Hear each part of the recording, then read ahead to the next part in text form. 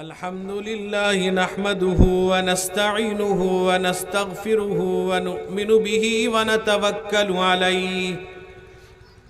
ونعوذ بالله من شرور أنفسنا ومن سيئات أعمالنا من يهده الله فلا مضل له ومن يضلله فلا هادي له ونشهد أن لا إله إلا الله وحده لا شريك له ونشهد أن سيدنا وشفيعنا ومولانا محمدًا عبده ورسوله أرسله بالحق بشيرا ونذيرا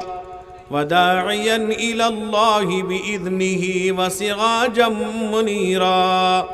صلى الله تعالى عليه وعلى آله وصحبه وبارك وسلم تسليما كثيرا أما بعد فأعوذ بالله من الشيطان الرجيم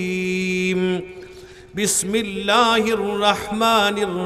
الرحيم يوم يعض الظالم على يديه يقول يا ليتني اتخذت مع الرسول سبيلا يا ويلتى ليتني لم اتخذ فلانا خليلا عن عبد الرحمن بن أبي قراد رضي الله تعالى عنه قال أن النبي صلى الله عليه وسلم توضأ يوما فجعل أصحابه يتمسحون بوضوئه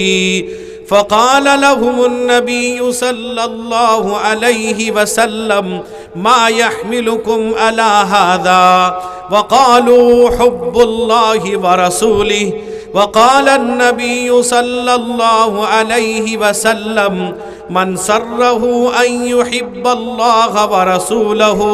أو يحبه الله ورسوله فليصدق حديثه إذا حدث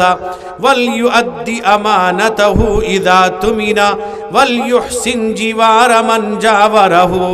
أو كما قال عليه الصلاة والسلام. ایک مرتبہ درود پاک پڑھ لیجئے. اللہم صلی علی سیدنا شفیعنا مولانا محمد النبی الامی وعلی آلہ واصحابہ وبارک وسلم.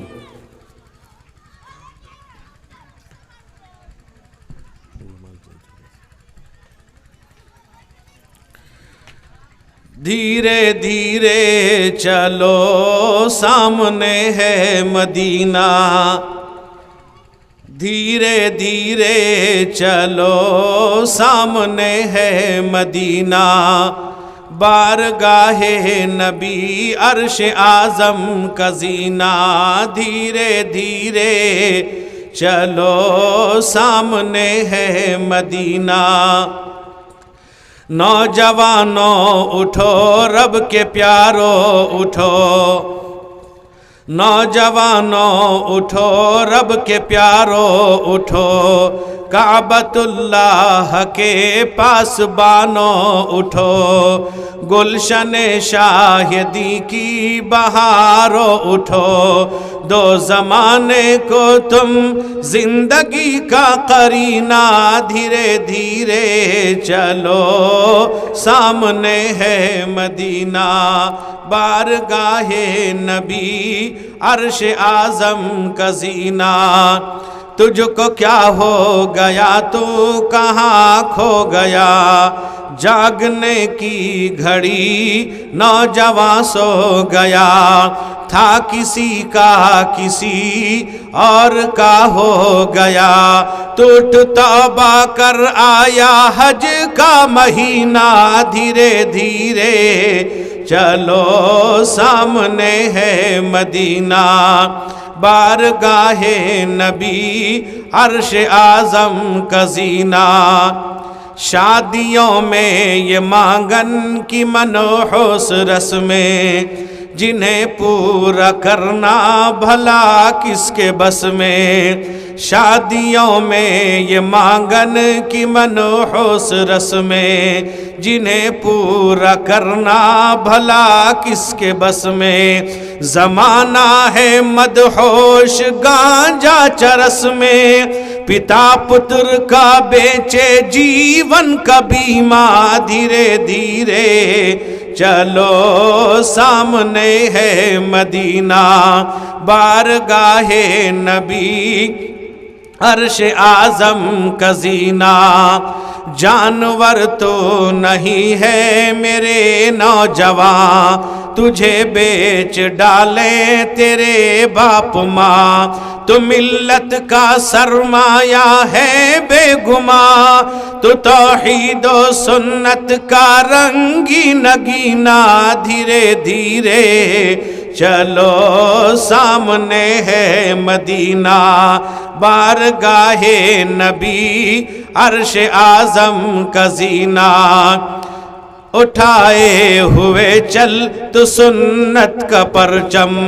شریعت کا جھنڈا نبوت کا پرچم، بلندی پہ لے چل شرافت کا پرچم، سفینہ ہے قرآن کا تیرا سینہ، دھیرے دھیرے چلو سامنے ہے مدینہ، بارگاہ نبی عرش اعظم کا زینہ، تو دین اور اسلام کا پاسباں، تیری جرت و حوصلہ الامان، بدل دے تو ہمت سے رسم جہاں، تیرا دل ہے وحدت کا ساجد خزینہ، دھیرے دھیرے چلو سامنے ہے مدینہ، تو دین اور اسلام کا پاسباں، تیری جرت و حوصلہ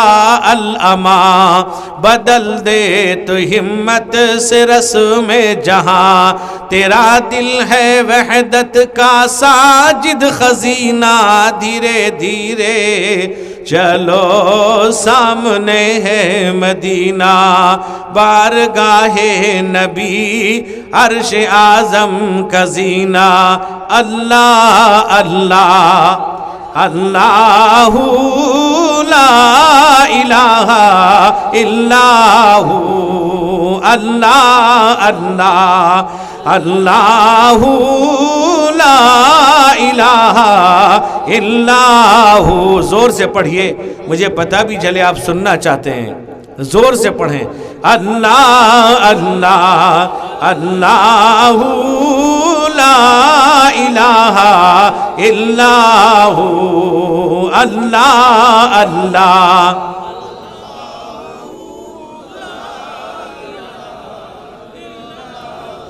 آپ لوگ ایسا پڑھتے ہیں لگتا ایک مہینے سے کھانا نہیں کھائے ہیں، زور سے پڑھیے، پتہ بھی چلے کہ اللہ کے بندے یہاں رہتے ہیں، آپ ذکر کریں گے، زمین جہاں جہاں تک آواز جائے گی سب اللہ کے دربار میں گواہ بنیں گے، اس لیے زور سے پڑھیے۔ قرآن کہتا ہے یا ایھا الذین آمنوا اذکروا اللہ ذکرا کثیرا وسبحوہ بکرۃ واصیلا، اے ایمان والو صبح و شام اللہ کو کثرت سے یاد کرو۔ اللہ کے نبی نے ایک صحابی سے ارشاد فرمایا کہ لا یزال لسانک رطبا بذکر اللہ، کہ تیری زبان ہر وقت اللہ کے ذکر پہ تر رہے۔ زور سے پڑھیے گا تو میں آگے بڑھوں گا، اللہ اللہ اللہ لا الہ الا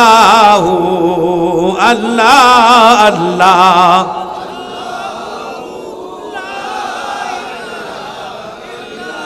پیچھے والے بھی پڑھیں۔ میرے بھائی اگر میں ایک عورت کو بلا لوں گا،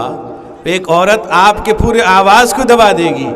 آج آپ دکھائیے کہ آپ ایمان والے ہیں، آپ کے دل میں اللہ اس کے نبی کی محبت موجود ہے، اور آپ کی آواز اتنی بلند ہو کہ پورا محلہ کانپ جائے، اور ذکر کی آواز پورے محلے میں پھیل جائے، جس سے محلے کے اندر نورانیت پیدا ہو جائے۔ اللہ اللہ اللہ لا الہ الا ہو، اللہ اللہ اللہ لا الہ الا ہو، ہم سکھا دیں گے ہر ایک قطرے کو طوفان ہونا، ہم سکھا دیں گے ہر ایک قطرے کو طوفان ہونا، بے ادب ہم سے نہ اے گردش دوران ہونا، ہم سکھا دیں گے ہر ایک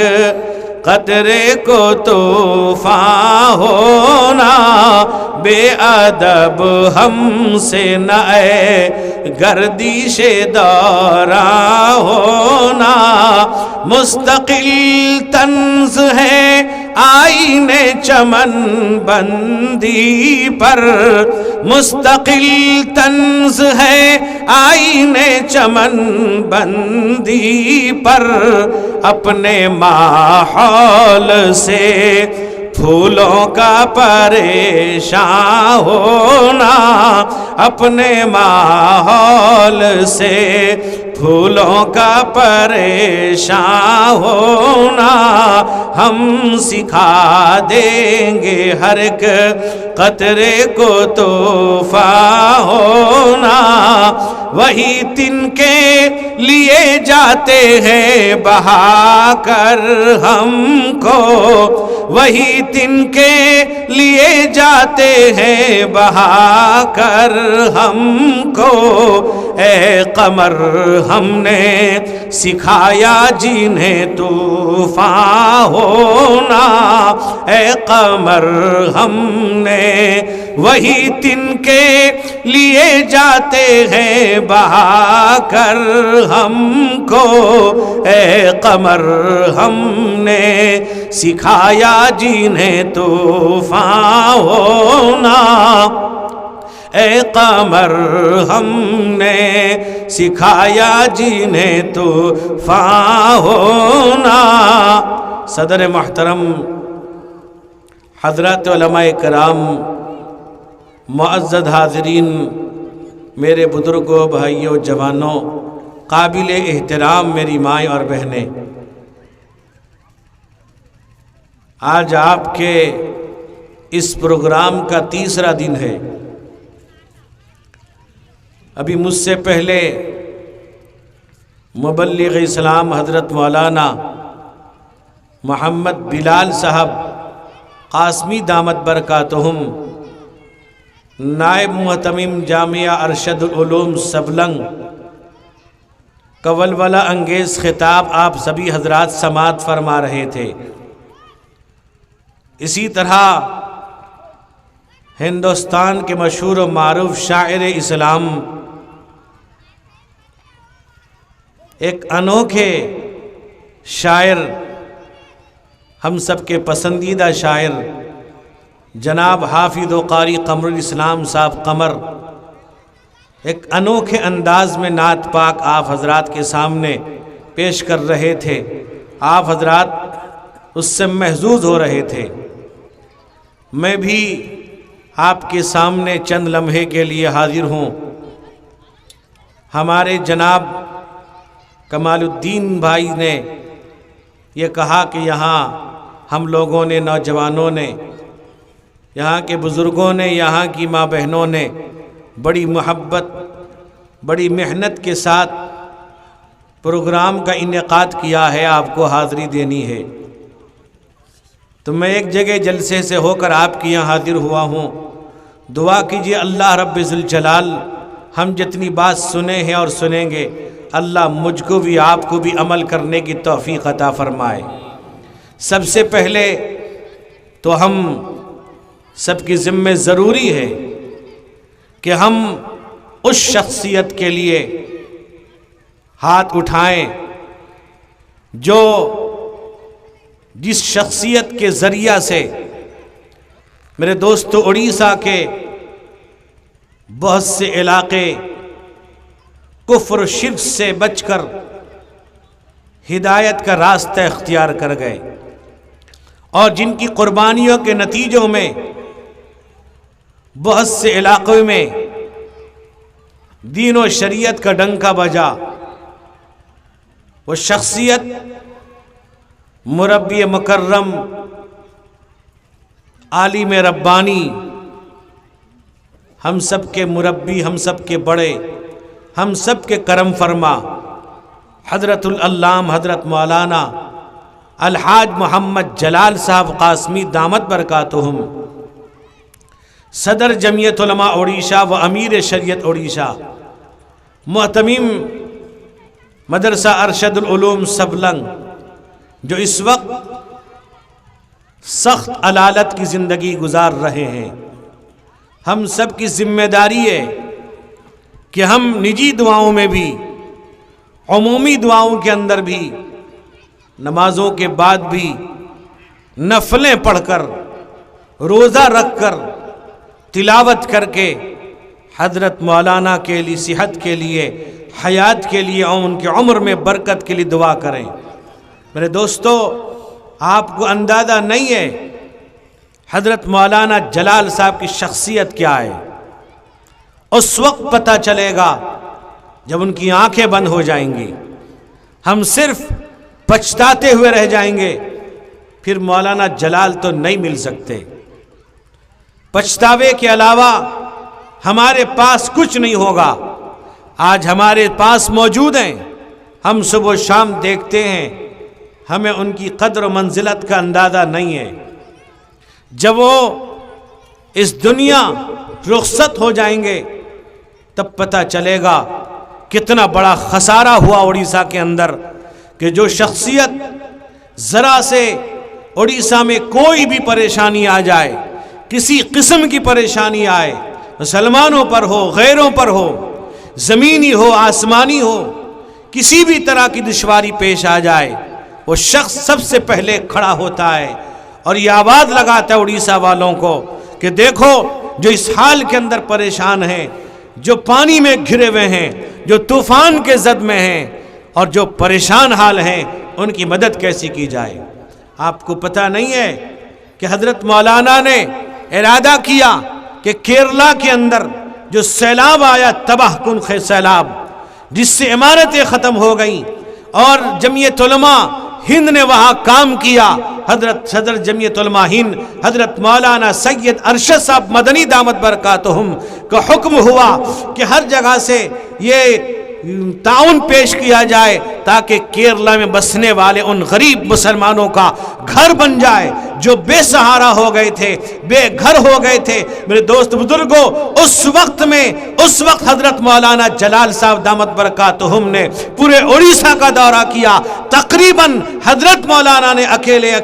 6 لاکھ چندہ کیا تھا، اور ہم لوگوں نے بھی چندہ کرنے کے بعد وہاں پر کیرلا میں ایک بلڈنگ بنانے کے لیے جمعیت علماء اڑیسہ کی طرف سے حضرت مولانا جلال صاحب کی معرفت میں 7-8 لاکھ روپے ہم نے روانہ کیا۔ یہ کون ہے؟ پہچانیے ذرا، دعا کیجئے رو کر کے، ان کا زندہ رہنا بہت ضروری ہے، ورنہ پتہ چلے گا کہ حالات کیسے پیش آ جائیں گے۔ لوگ بہت نظر آئیں گے، لیکن مولانا جلال جیسا آدمی، میرے بھائی، اتنا ہی نہیں، سیلاب ہے، حالات خراب ہو گئے، پریشان، رات کو نیند نہیں آ رہی، ابھی سیلاب آیا، ہم لوگ بری برہم بردے میں اتنا خراب حال تھا کہ حضرت مولانا سے ہم نے درخواست ہم لوگوں نے کیا کہ آپ کی طبیعت خراب ہے، آپ نہ یہ آرام کیجئے، لیکن بضد تھے، پہنچ گئے۔ اس حال کے اندر پہنچ کر کے انہوں نے لوگوں کی حال پرسی کیا، اور وہاں گھر گھر پہنچ کر کے سب کے حالات کا جائزہ لیا ہے۔ اس لیے میرے دوستو، سب سے پہلے دعا کیجئے اللہ رب ذوالجلال حضرت مولانا جلال صاحب کی صحت میں، حیات میں، قوت میں، توانائی میں، عمر میں، حیات میں اللہ تعالیٰ بے پناہ برکت عطا فرمائے۔ اللہ ان کو شفا عطا فرمائے، اللہ ان کی حفاظت فرمائے، اللہ تعالیٰ ہم سب کے لیے ان کے عمر کو دراز فرمائے۔ میرے دوست بزرگوں، میں نے آپ کے سامنے قرآن پاک کی ایک آیت تلاوت کی ہے اور ایک حدیث پیش کی ہے، اسی کی روشنی میں چند باتیں پیش کروں گا۔ میرے دوست بزرگوں، نوجوانوں، آج وعظ و نصیحت جلسے بہت ہوتے ہیں، بہت سے لوگوں کا یہ خیال ہوتا ہے کہ وعظ و نصیحت سے کیا ہوتا ہے، جلسوں سے کیا ہوتا ہے۔ میرے دوست بزرگوں، ان کو وہ لوگ ہیں نہ جنہیں قرآن کا علم ہے، نہ جنہیں حدیث کا علم ہے، جنہیں پتہ بھی نہیں ہے قرآن کیا کہتا ہے، انہیں پتہ بھی نہیں ہے حدیث کیا کہہ رہی ہے، اور زبان کے اندر ان کی وہ بات آ جاتی ہے، وہ یہ کہتے ہیں جلسوں سے کوئی فائدہ نہیں۔ جناب رسول اللہ صلی اللہ علیہ وسلم کے بارے میں آتا ہے کہ خطب النبی صلی اللہ علیہ وسلم عن ابی ہریرہ، خطب النبی صلی اللہ، حضور خطبہ دے رہے ہیں، تقریر کر رہے ہیں، جناب محمد الرسول اللہ نے، مجمع عام لگا ہوا ہے، 500 صحابہ ہیں، 1.5 لاکھ صحابہ ہیں، کہیں پر آپ کے 600 صحابہ ہیں، کہیں 300 صحابہ ہیں، نبی کریم علیہ السلام وہاں تقریر کر رہے ہیں، وہاں نصیحت فرما رہے ہیں، وہاں آپ اپنے صحابہ اکرام کو، میرے دوست بزرگوں، آپ تبلیغ کر رہے ہیں قرآن و حدیث کے، میرے دوست بزرگوں، وہ معانی بتا رہے ہیں۔ آج لوگ یہ کہتے ہیں ان سے کوئی فائدہ نہیں ہوتا۔ میرے دوست بزرگوں، نوجوانوں، تقریروں سے وہ فائدہ، اللہ کے نبی نے ارشاد فرمایا ان من البیان لسحرا، بیان کے اندر وہ جادو کی کیفیت ہوتی ہے۔ اللہ فرماتے ہیں سیذکر من یخشی، اے پیغمبر نصیحت کیجئے، سمجھائیے، بتلائیے، جس کے اندر اللہ کا ڈر ہوگا، خوف ہوگا، وہ نصیحت کو سنے گا، قبول کرے گا۔ اللہ فرماتے ہیں فذکر بالقرآن من یخاف وعید، اے پیغمبر قرآن پاک کے ذریعے سے لوگوں کو سمجھائیے، نصیحت کیجئے، ڈرائیے جو ہمارے ڈرانے سے ڈرتے ہیں، جن کے اندر اللہ کا ڈر ہے، جن کے دل میں خوف خدا ہے، جن کے دل میں خشیت الہی ہے، اگر انہیں قرآن و حدیث سے محبت ہو جائے گی، اللہ تعالیٰ ان کی حالت کو بدل دے گا، اللہ تبارک و تعالیٰ ان کی زندگی کے اندر تبدیلیاں پیدا کر دے گا اگر وہ چاہے۔ اللہ تبارک و تعالیٰ خود قرآن پاک کے اندر ارشاد فرماتے ہیں ان اللہ لا یغیر ما بقوم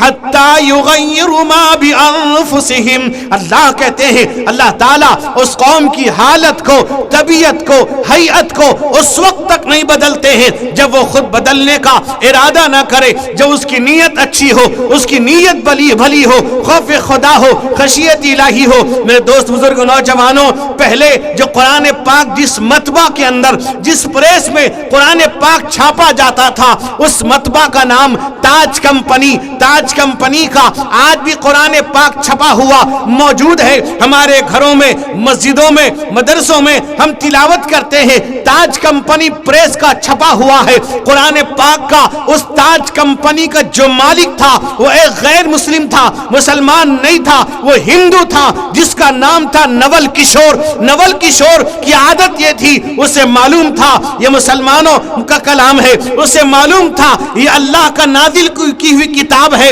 مسلمان اس کو پڑھتے ہیں، اسی پر چلتے ہیں، یہ مسلمانوں کے لیے ہدایت کا ذریعہ ہے، مسلمان اس کو بغیر وضو کے نہیں چھوتا، بغیر پاکی کے نہیں چھوتا۔ نول کشور کو پتا تھا قرآن پاک کو مسلمان جب پاک رہتا ہے، ہاتھ لگاتا ہے، یہ مسلمانوں کا اللہ کی طرف سے نازل کی ہوئی کتاب ہے، اس کے دل کے اندر احترام پیدا ہوتا ہے۔ جب تاج کمپنی کے اندر قرآن پاک کے چھاپنے کا وقت آتا، نول کشور اپنے گھر جاتا، غسل کرتا، صاف و شفاف پاک لباس پہن کر کے اس چھاپا خانے میں آتا، مطبع میں آتا، اس تاج کمپنی کے اندر آتا، تب شریک ہوتا، اس لیے کہ جانتا تھا یہ مسلمانوں کی کتاب ہے، یہ قرآن ہے، یہ اللہ کا کلام ہے جو مسلمانوں پر یہ اللہ نے بھیجا ہے، اس لیے وہ احترام کرتا تھا، اس کی قدر کرتا تھا، بغیر غسل کیے ہوئے، بغیر صاف کپڑا پہنے ہوئے شریک نہیں ہوتا تھا۔ اس کا انتقال ہو جاتا ہے، نول کشور مر جاتا ہے۔ حجت الاسلام بانی دارالعلوم دیوبند حضرت مولانا قاسم نانوتوی نور اللہ مرقدہ خواب دیکھتے ہیں۔ آپ نے خواب یہ دیکھا کہ نول کشور جنت کے باغ میں لاٹھی لیے ہوئے ٹہل رہا ہے، جنت کے باغ میں نول کشور ہے جو لاٹھی لیے ٹہل رہا ہے۔ حضرت مولانا خواب کے اندر پوچھتے ہیں، نول کشور سے پوچھا کہ نول کشور تو جنت پہ کیسے ہے؟ نول کشور یہ کہتا ہے کہاں کہ مولانا قرآن پاک کے احترام کرنے کی وجہ سے اللہ نے مجھے ایمان نصیب کر دیا تھا۔ میرے دوست قرآن پاک کا احترام کرتا ہے نول کشور، اللہ رب ذوالجلال اسے ایمان نصیب کر دیتے ہیں۔ اگر آج ہم نے قرآن پاک کو اپنے دل میں اتار لیا، قرآن پاک سے ہمیں محبت ہو جائے، قرآن پاک پر ہم عمل کرنے والے بن جائے، قرآن کہتا ہے ان فی ذلک لذکری لمن کان لہ قلب او القى السمع وهو شہید۔ اللہ کا کلام، اللہ کہتے ہیں اس قرآن پاک میں ایسی نصیحت ہے جس کے پاس صحیح عقل و فہم ہوگا، دل و دماغ ہوگا، وہ قرآن کو سمجھے گا، وہ قرآن پاک پر عمل کرے گا۔ یہ قرآن اللہ کی کتاب ہے، یہ قرآن اللہ کا کلام ہے۔ انا انزلناه قرآنا عربیا لعلکم تعقلون، اللہ کہتے ہیں ہم نے عربی میں نازل کیا تاکہ تم سمجھو۔ یہ قرآن اللہ کا کلام ہے۔ اللہ کے نبی رحمت کونین، سرور کونین، حضور سید عالم محمد الرسول اللہ صلی اللہ علیہ وسلم ارشاد فرماتے ہیں من اراد ان یحدث ربہ فلیقرأ القرآن، جو اپنے اللہ سے بات کرنا چاہتا ہے، اپنے اللہ سے ہم کلام ہونا چاہتا ہے، وہ قرآن پاک پڑھے، قرآن پاک کی تلاوت کرے۔ قرآن کہتا ہے وَإِذَا تُلِيَتْ عَلَيْهِمْ آيَاتُهُ زَادَتْهُمْ إِيمَانًا، جب وہ قرآن پاک پڑھتے ہیں، قرآن پاک کی تلاوت کی جاتی ہے، ان کے ایمان کی روشنی، ان کے ایمان کی چاشنی بڑھ جاتی ہے۔ یہ اللہ کا کلام ہے، یہ پاکیزہ کتاب ہے، یہ پاکیزہ کلام ہے۔ میرے دوست بزرگوں نوجوانوں، اللہ کے نبی فرماتے ہیں تبرک بالقرآن فإنه کلام اللہ، قرآن پاک سے برکت حاصل کرو، یہ اللہ کا کلام ہے، یہ اللہ کی کتاب ہے۔ آج وہ قرآن پاک ہمارے گھروں میں، قرآن پاک ہماری مسجدوں میں، قرآن پاک ہمارے مدرسوں میں، قرآن پاک ہمارے مکاتب میں، خانقاہوں میں، جماعتوں میں آج قرآن پڑھنے والے، قرآن سمجھنے والے، سمجھانے والے کہاں چلے گئے؟ قرآن گھروں میں ہے، پڑھنا معلوم نہیں، قرآن گھروں میں رکھا ہوا ہے، پڑھنے والے موجود نہیں۔ جب کوئی مرتا ہے قرآن پاک کو کھول لیتے ہیں اور مردے کے سامنے آ کر علماء سے پوچھتے بھی نہیں، بیٹھ کر تلاوت شروع کر دیتے ہیں۔ یا کوئی مرتا ہے کہیں سے لوگ بلا کر، کہیں بچوں کو بلا کر گھروں میں قرآن خوانی کیا جاتا ہے، ہم علماء سے پوچھنا گوارا نہیں کرتے۔ یہ طریقہ مناسب نہیں، یہ طریقہ درست نہیں۔ قرآن اللہ کا کلام ہے، قرآن اللہ کی کتاب ہے۔ قرآن کہتا ہے کچھ لوگ ایسے ہیں قرآن پاک کو بیچ ڈالیں گے، قرآن پاک کو ذریعہ معاش بنا ڈالیں گے، قرآن پاک کی آیتوں کو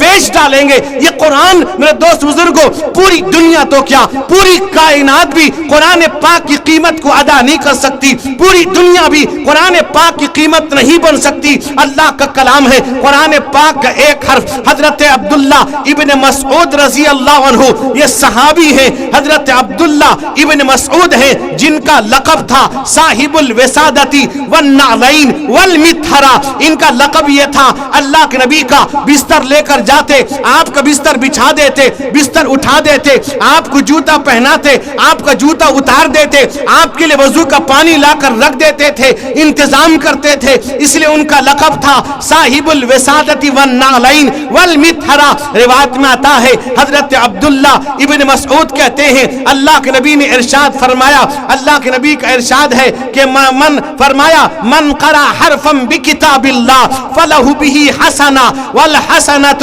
عشر امثالها ولا اقول لکم الف لام میم حرف الف حرف ولام حرف ومیم حرف۔ ارشاد فرمایا میں یہ نہیں کہتا کہ دیکھو، اللہ کے نبی فرماتے ہیں اگر کوئی قرآن پاک کا ایک حرف پڑھ لے گا اس کو 10 نیکی ملے گی۔ فرمایا میں تم سے یہ نہیں کہتا کہ الف لام میم ایک حرف نہیں، الف ایک حرف، لام ایک حرف، میم ایک حرف۔ اگر کوئی پڑھتا ہے الف لام میم تو فرمایا الف لام میم 3 حرف ہوئے، اگر کوئی الف لام میم پڑھتا ہے اسے 30 نیکی ملے گی۔ میرے دوست بزرگوں نوجوانوں، یہ اللہ کا پاکیزہ کلام ہے۔ روایت میں آتا ہے حضرت عمر ابن خطاب رضی اللہ عنہ جو ایمان ابھی نہیں لائے ہیں، اللہ کے نبی نے غلاف کعبہ کو پکڑ کر دعا فرمائی۔ آپ نے دعا کیا اللہم اعز الاسلام بعمر ابن الخطاب او بعمر ابن الحشام،